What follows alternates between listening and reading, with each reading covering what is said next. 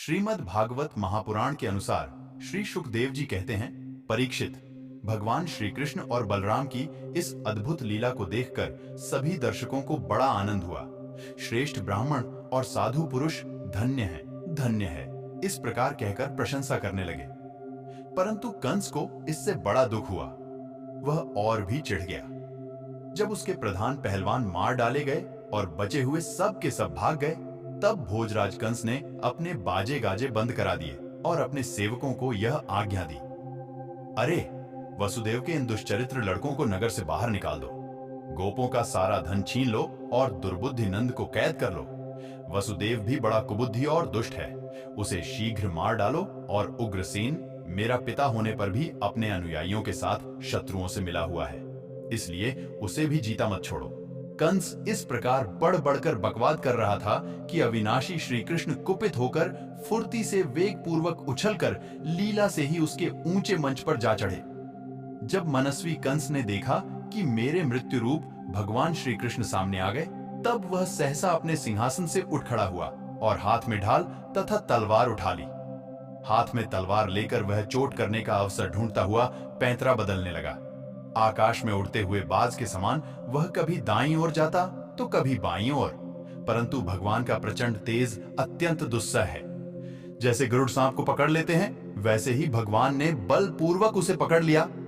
इसी समय कंस का मुकुट गिर गया और भगवान ने उसके केश पकड़कर उसे भी उस ऊंचे मंच से रंगभूमि में गिरा दिया। फिर परम स्वतंत्र और सारे विश्व के आश्रय भगवान श्री कृष्ण उसके ऊपर स्वयं कूद पड़े। उनके कूदते ही कंस की मृत्यु हो गई। सबके देखते देखते भगवान श्री कृष्ण कंस की लाश को धरती पर उसी प्रकार घसीटने लगे जैसे सिंह हाथी को घसीटे। उस समय सबके मुंह से हाय हाय की बड़ी ऊंची आवाज सुनाई पड़ी। कंस नित्य निरंतर बड़ी घबराहट के साथ श्री कृष्ण का ही चिंतन करता रहता था। वह खाते पीते, सोते चलते, बोलते और सांस लेते सब समय अपने सामने चक्र हाथ में लिए भगवान श्री कृष्ण को ही देखता रहता था। इस नित्य चिंतन के फल स्वरूप वह चाहे द्वेष भाव से ही क्यों न किया गया हो, उसे भगवान के उसी रूप की प्राप्ति हुई, सारूप्य मुक्ति हुई, जिसकी प्राप्ति बड़े बड़े तपस्वी योगियों के लिए भी कठिन है।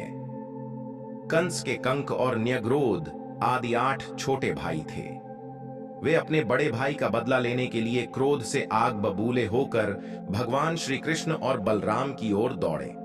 जब भगवान बलराम जी ने देखा कि वे बड़े वेग से युद्ध के लिए तैयार होकर दौड़े आ रहे हैं, तब उन्होंने परिघ उठाकर उन्हें वैसे ही मार डाला जैसे सिंह पशुओं को मार डालता है। उस समय आकाश में दुंदुभियां बजने लगीं।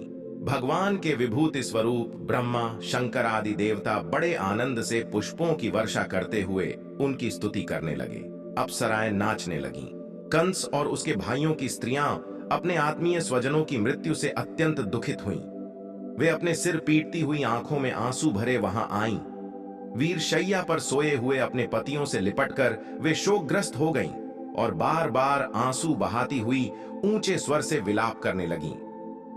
स्वामी, आपने निरपराध प्राणियों के साथ घोर द्रोह किया था, अन्याय किया था, इसी से आपकी यह गति हुई। सच है, जो जगत के जीवों से द्रोह करता है, उनका अहित करता है, ऐसा कौन पुरुष शांति पा सकता है? ये भगवान श्री कृष्ण जगत के समस्त प्राणियों की उत्पत्ति और प्रलय के आधार हैं। यही रक्षक भी हैं। जो इसका बुरा चाहता है, इनका तिरस्कार करता है, वह कभी सुखी नहीं हो सकता।